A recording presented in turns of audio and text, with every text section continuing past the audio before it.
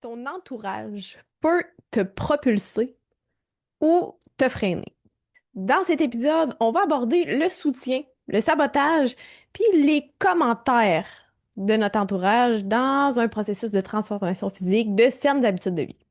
Je te parle des partenaires, ton chum, ta blonde, tes amis, ta famille, la pression sociale. On fait le tour de tout ça parce que ça nous touche toutes.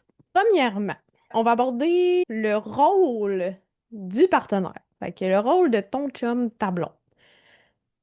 Je commencerai en disant, c'est pas sa responsabilité à ton chum, ta blonde, d'avoir le poids de tes objectifs et de tes choix de mode de vie sur les épaules. C'est le fun d'avoir le support de personnes avec qui on vit, avec qui on partage notre vie, mais c'est pas sa responsabilité de faire ce qu'il faut pour atteindre tes objectifs. Les cas fréquents que je vois, ben, premièrement, il y a le genre de power couple vibe, de comme, tu as un partenaire, une partenaire qui t'encourage à fond la caisse, qui va, exemple, t'aider à faire ta meal prep, t'aider dans le choix aussi des aliments qui vont rentrer dans le frigo. Tu sais, pas le genre qui va justement acheter des chips quand t'as demandé si on pouvait acheter des légumes, de la viande, des fruits, des noix, tu sais, des vrais aliments. Surtout si ton point faible, c'est les chips.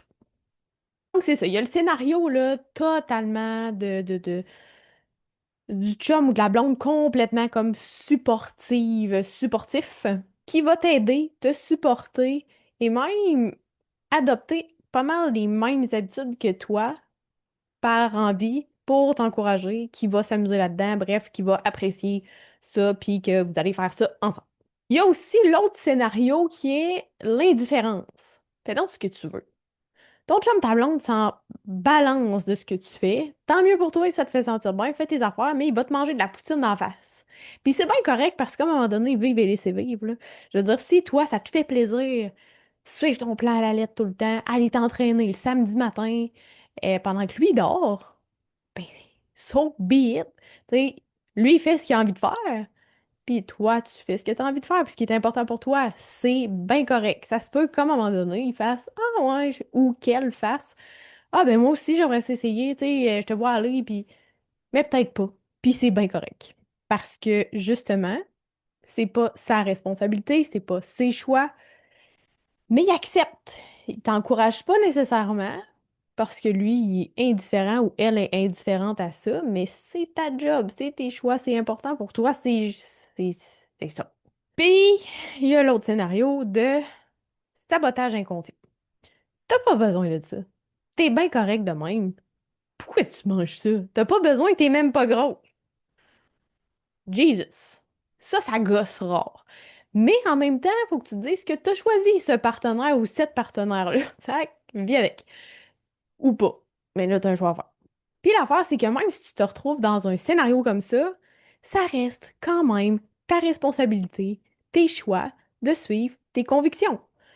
Si t'es pas prête à dealer avec ça, puis que tu te dis toujours, ah ouais, mais je voulais vraiment suivre mon plan, mais mon chum voulait vraiment manger du poulet frit Kentucky, puis que tu te bourres le cul là-dedans, c'est le choix que t'as fait. Tu pourrais très bien dire, hey, mon amour, on va aller te chercher du poulet frit Kentucky, c'est ça que tu veux, c'est ce qui va te faire plaisir, so be it. Ben, mange ton plat. Vous allez manger ensemble, partager un moment quand même. Lui, il va être genre, ben, t'es même pas grosse, tu peux en manger. Ouais, mais ça me tente pas. Toi, t'es bien avec ta bédaine ou t'en as pas parce que tu travailles sur la construction puis ton poulet frit, tu le brûles, mais t'es pas plus en santé. Bref, peu importe, c'est quoi la dynamique, tu choisis d'être dans ce couple-là, tu choisis que toi, tes habitudes, tu veux que ce soit quelque chose, ben, c'est ta job de faire en sorte que ça arrive puis que ça fonctionne pour toi. Et voilà. Ensuite vient les amis et la famille. Des fois, c'est quasiment eux autres les pires, hein? Mais je te rassure, ça finit que ça passe. Au début, c'est frustrant. Puis à un moment donné, tu t'en fous parce que, justement, comme j'ai dit tantôt, ben c'est tes convictions, c'est tes choix. Tu les acceptes, tu vis bien avec ça, puis les autres, ben, ils penseront ce qu'ils veulent, tu sais. Mais j'aimerais ça qu'on fasse une petite compilation des phrases qu'on entend souvent, genre Tu manges encore du poulet puis du brocoli. T'es pas écœuré de manger la même affaire tout le temps. Tu dois rien que manger de la salade, toi et ton régime. Ah, un petit dessert, ça te tuera pas, là. Faut bien vivre. J'ai presque fini. Juste un verre, t'es bien plate. Je pourrais continuer encore longtemps de même, mais là, on va passer à un autre sujet. Pourquoi ça arrive? Des commentaires comme ça. Souvent, c'est plutôt de l'incompréhension ou de la projection. Donc, quelqu'un qui comprend pas ce que tu fais parce que c'est tellement loin de sa réalité, ben c'est pas malveillant, les commentaires ou les questions ou peu importe qui va te véhiculer. C'est juste, je comprends pas pourquoi tu fais ça. Tu sais, moi, ça fait partie de ma vie depuis toujours de manger des Fruit Loops pour déjeuner, du pâté chinois pour dîner, puis de la lasagne avec du pain pour souper avec un dessert, puis une collation de Oreo avec un grand verre de lait.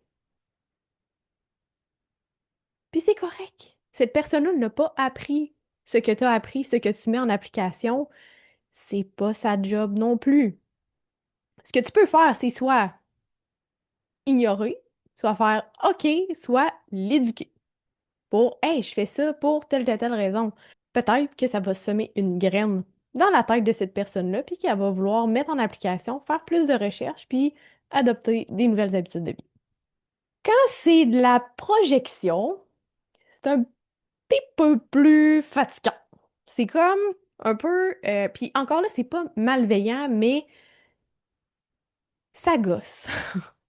Parce que souvent, c'est un type de personne qui a tendance à se victimiser un peu, puis qui va faire de la projection dans le sens où cette personne-là n'est pas capable de faire ce que tu fais. Puis inconsciemment, vu qu'elle n'est pas capable de faire ce que tu fais, ben ça la frustre. Puis elle va te dire, mais pourquoi tu fais ça? Ouais, mais t'es correct. Ouais, mais ça, là, ce commentaire-là, ouais, mais t'es bien correct de même, t'es même pas grosse. Ouais, mais toi, comment tu te trouves? Est-ce que c'est parce que tout le monde autour de toi, tu sais, je veux dire, regarde la personne qui te fait le commentaire. Ça va peut-être avoir de l'air méchant, mais je veux dire, si c'est la grosse Carole qui mange de la scrap depuis toujours, puis qui passe ses grandes journées assis à ouérer dans le quartier, qu'est-ce qui se passe, puis à me mérer. Je veux dire, est-ce que c'est sa vie que tu veux? Est-ce que c'est sa shape que tu veux? Est-ce que tu penses qu'elle se sent bien, tu sais, dans son corps, dans sa tête, de vivre de même? Peut-être. Parfait. Fine. Mais personnellement, moi, je prendrais pas de conseils de santé de quelqu'un qui vit comme ça. C'est propre à chacun. Mais ça peut être de la projection due au fait que Carole, là, avec sa bed, ce qu'elle a depuis toujours, avec ses habitudes de vie de marde, puis avec son verre de vin que ça y prend à chaque jour, puis que c'est peut-être plus rendu une bouteille, ben, peut-être qu'elle est juste jalouse, Carole, de la shape que t'as, puis de l'ambition que t'as, puis de ta capacité à être disciplinée. Puis ces personnes-là, comme Carole, c'est pas des personnes qui méritent la pendaison sur la place publique, mais sont désagréables pareil, justement, de faire des commentaires comme ça pour essayer de eux se sentir mieux. Mais là, c'est ta job, justement, de faire Hey, ça m'appartient pas. Carole, c'est Carole. Là, elle pitch sa marde sur moi. Qu'est-ce que tu veux que je fasse? Qu'est-ce que tu vas faire avec la marde? T'as garde ou tu fais juste Hey, garde, c'est à toi, garde-la. C'est imagé, là. Je veux dire, il n'y a pas de marde qui se passe de main en main de même pour vrai, mais bref, on se comprend. Les réponses possibles à offrir aux Caroles de ce monde, puis là, c'est vraiment fictif. S'il y a une Carole qui écoute le podcast pour vrai, je m'excuse, on t'aime, Carole. Mais c'est ça, les réponses possibles à faire quand on reçoit des commentaires du genre, c'est premièrement, comme je disais, de comprendre que ça ne nous appartient pas, peu importe c'est quoi l'intention. Ce qu'on peut répondre, c'est de manière neutre, ben, je fais ça pour moi, pour me sentir bien. Qu'est-ce que tu veux dire à ça? Tu peux pas comme... T'essayes pas de convaincre personne. Puis c'est pas le but non plus. C'est justement, j'ai la conviction que quand je fais ça, je me sens bien. That's it, that's all. Aussi, ce que tu peux riposter, c'est ben non merci, je me sens bien, je profite du moment, j'ai du fun, même si je prends pas de dessert, même si je prends pas un verre, même si je mange pas jusqu'à temps que mon bouton de jean ait envie de t'exploser d'en face, Robert. Donc, ce genre de réponse-là qui va rester neutre, justement, qui va être par rapport à toi, pourquoi toi tu le fais, et comment toi tu te sens dans la situation, mais ça va permettre justement de poser tes limites, montrer que c'est important pour toi sans causer de conflit, puis ça donne rien de te pogner avec ton oncle parce qu'il te dit que toi, tu manges juste de la salade pendant que lui, il mange sa poutine avec son 26 onces de rhum dans ta face. Puis qu'il te dit que la créatine, c'est pas santé pendant qu'il se fume une smoke. On s'entend que ça donne rien de t'astiner avec cet oncle-là. Ensuite, la pression sociale. Là, on a passé par plus ce qui était émotionnel, si on veut, parce que là, on parle du couple, on parle de la famille, des amis. euh, mais là, la pression, tu sais, du reste du monde, tu sais, qui vont nous dire, ouais, mais faut bien profiter de la vie. Ouais, mais faut bien vivre. Ouais, mais faut bien en profiter. Oui, mais profiter de la vie, c'est quoi? Tu sais, aller au resto chaque semaine.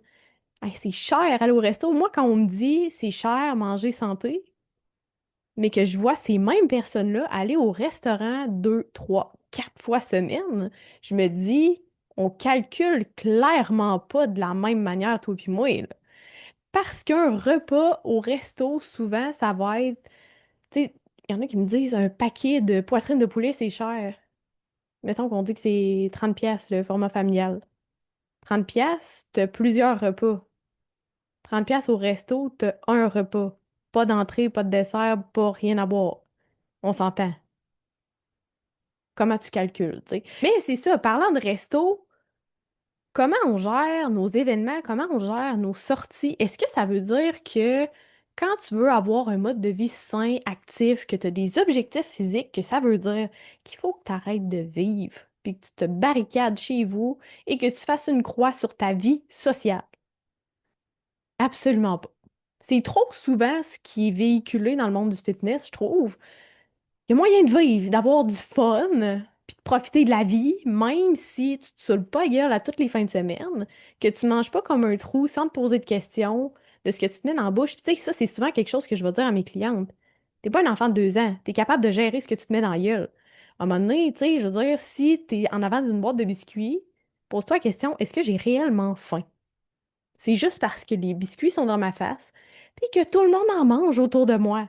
Mais est-ce que c'est parce que, tu sais, tes parents t'ont sûrement dit ça à un moment donné quand tu étais plus jeune, mais tu avais sûrement un meilleur ami au primaire qui faisait plein d'affaires, puis à chaque fois que tes parents te disaient, ouais, mais fais pas ça, puis que tu disais, ouais, mais cet ami-là, il fait ça, lui.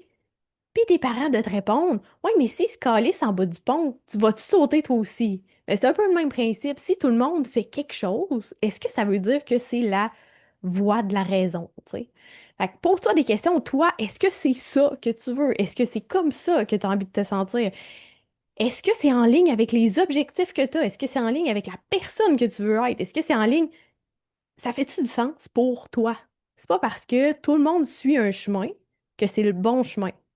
Puis souvent, plus souvent qu'autrement, ben, il y a du monde qui avance dans ce chemin-là juste parce que tout le monde va par là, sans se poser la Christie de question de ouais, mais c'est ça que je veux, justement. Donc, quelques trucs pour gérer les sorties au resto, par exemple, ou les soupers que tu vas avoir entre amis, on en reparlera après ça. Resto, focusons sur une chose à la fois. Euh, Ce qui peut aider, c'est regarder le menu à l'avance. Si tu sais dans quel resto tu vas vendredi soir, pourquoi tu regarderais pas le menu d'avance pour voir c'est quoi les choix? Choisis avant pour justement quand tu vas arriver là, sur le coup de l'émotion, quand tu vas être assis avec tout le monde et voir le choix probablement merdique de la majorité du monde assis autour de la table, ce qui est correct. On les aime, les gens, pareil, mais ils n'ont pas le même mode de vie que toi tout le temps, puis c'est correct. Comme je disais tantôt, c'est ta responsabilité à toi de faire des choix qui te rendent fier, qui te font sentir bien. Fait que de regarder le menu avant, ben, ça permet d'enlever le côté émotionnel de l'événement dans lequel tu t'en vas. Fait que de choisir un choix, un plat, c'est-à-dire qui va être plus sain, moins pire. Ça reste du resto quand même. Mais justement, assure-toi, ben, je veux avoir de la viande dans mon assiette, je veux que ce soit quelque chose quand même qui me fait plaisir. J'ai pas envie de sortir de là puis de me sentir. Tu sais, j'ai pas de mots pour décrire le feeling, là, mais tu sais, t'as pas envie de rouler quand tu sors du resto. De faire le choix à l'avance, c'est justement de te respecter. Puis là, je le répète ça aussi souvent quand même à mes filles, mais Ça peut sembler restrictif et rigide au début parce que tu es en changement d'habitude. Tu commences à te poser des questions que tu te posais pas avant, à agir avec conscience au lieu de juste faire j'ai le goût de manger ça, je le mange. C'est émotionnel, c'est pas plus sain que de justement faire wow, marquer une pause, puis de réfléchir aux comportements que tu as, puis pourquoi tu les as. Si on se ramène, là je divague un peu, mais ça a quand même un fil conducteur. Si on se ramène au temps de l'homme de Cro-Magnon, il mangeait par besoin et non parce qu'il avait rien à faire, et non parce qu'il était stressé, et non parce que j'ai pas faim, mais ça va être bon dans la gueule. Ça arrivait pas, ça. Il n'y avait pas d'allée d'épicerie à pu finir de produits emballés dans des emballages de plastique, de produits surtransformés, ultra transformés en fait, puis bourrés de sucre raffiné. Ça n'existait pas, ça. Il se nourrissait, l'homme de Cro-Magnon, notre ancêtre, de ce qu'il avait besoin, de ce qui courait, ce qui volait, ce qui nageait, ce qui poussait dans les arbres, puis dans la terre. L'excès, c'est pas mieux que la restriction extrême. Le message, c'est pas mange plus jamais de chocolat, Nadine, tu vas prendre une livre. C'est pas non plus mange ce que tu veux quand tu veux. Tu sais, c'est quoi réellement profiter de la vie? Pour moi, profiter de la vie, c'est me sentir bien chaque jour. Il y a des journées, je me sens blottée pareil parce que j'ai des SPM, par exemple, ou que je mange quelque chose que je mange moins souvent, puis ça passe moyen. Mais plus souvent qu'autrement, je me sens bien parce que je me pose la question, justement, comment j'ai envie de me sentir? Et comment je vais me sentir après ce repas-là? Tu sais, est-ce que ça m'apporte de l'énergie? Est-ce que ça m'apporte des nutriments? C'est important pour moi. C'était plus difficile au début, ça semblait plus restrictif, mon affaire.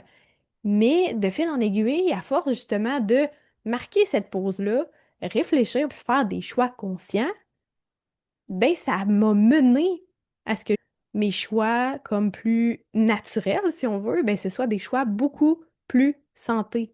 Puis je suis bien là-dedans, c'est plus fluide. Tu sais, j'ai moins besoin de réfléchir avant de prendre des décisions qui sont bonnes pour moi parce que c'est ça, c'est devenu plus naturel, puis c'est rendu mes habitudes courantes. Ensuite de ça, ben, je dirais qu'assumer les choix que tu fais, c'est primordial. Parce que, puis là, ça veut pas dire que tu douteras pas de toi. Ça, c'est quelque chose aussi qui revient souvent, puis que j'ai réalisé avec le temps, puis si je remonte dans le temps aussi, souvent, on prend les commentaires qu'on va recevoir, que ce soit de la pression sociale, que ce soit des amis, des partenaires, de la famille, ça peut nous remettre en doute de... Puis j'ai passé moi-même par là, de justement me remettre en doute. Mais c'est-tu moi qui est pas correct? C'est-tu moi qui est trop intense? Est-ce que c'est moi qui sais pas comment profiter de la vie? Je vais-tu le regretter? Mais comment veux-tu regretter des choses que tu fais pour le bien de ta santé, tu sais? C'est weird quand même, on en est rendu avec tout ça. Tu sais, c'est juste de dire, ben, je veux juste bien m'alimenter, bouger, me sentir bien. J'ai un objectif physique, mais tu sais, il y a moyen de faire tout ça, de faire des sacrifices, de faire des choix conscients, de choisir tout simplement, puis que ça reste sain. C'est très possible tout ça. Assumer, c'est la première étape, selon moi, parce que si tu n'assumes pas, que tu te respectes pas là-dedans, ben tu peux pas demander aux autres non plus de te respecter puis de d'accepter, si on veut, les choix que tu fais. Tu sais, si tu te laisses amadouer tout le temps, ben le monde, ce qu'ils comprennent, c'est ah, c'est pas vraiment important pour elle, tu sais. Fait qu'ils s'en foutent, là, ils te respecteront pas, tu sais, je veux dire, ça m'est arrivé au début, plus, ah ouais, un verre, ah ouais, juste un verre, ben là, prends-en un dessert, mais puis à un moment donné, j'ai juste fait, mais pourquoi c'est si important pour vous que je prenne un dessert, puis que je prenne un verre, puis que je me bourre le cul de n'importe quoi de ce que c'est à la table ici si j'en veux pas? Est-ce que vous passez une moins bonne soirée parce que moi, je mange pas de dessert? Si t'en veux, prends-en. Crisse-moi patience. Mais c'est un peu ça, tu sais, de justement, je ne demande rien à personne. Fait que tu ne demandes rien à personne de faire les choix que tu fais, Mais pourquoi eux, ils auraient le droit de justement te dire que les choix que toi, tu veux faire pour ton bien, c'est pas correct? Ça fait aucun sens quand tu analyses ça de même. Donc, tu peux avoir une vie bien remplie, le fun aussi, puis en profiter sans sacrifier tes objectifs, tes projets, puis la personne que tu veux devenir. La phrase clé à retenir de tout ça, je pense que ce serait ton entourage n'a pas besoin d'accepter, d'emprunter les mêmes habitudes que toi, ni même de comprendre ce que tu fais puis pourquoi tu le fais. Tu as juste besoin de respecter tes objectifs, tes convictions, puis de les choisir, même si ça plaît pas aux autres. Parce que si tu agis toujours dans le but de plaire aux autres, ben la personne à qui tu vas déplaire, c'est toi. Partage cet épisode-là avec ta meilleure amie, ton meilleur ami, ton chum, ta blonde, quelqu'un qui va avoir quelque chose à retirer de cet épisode-là. Puis aussi, je veux que tu me dises, soit en DM sur Instagram ou ici dans les commentaires, c'est quoi la pire remarque qu'on t'a faite, pire commentaire de ton entourage que tu as reçu justement depuis que tu as commencé à prendre soin de toi, à t'entraîner, à bien manger, suivre un plan alimentaire, peu importe.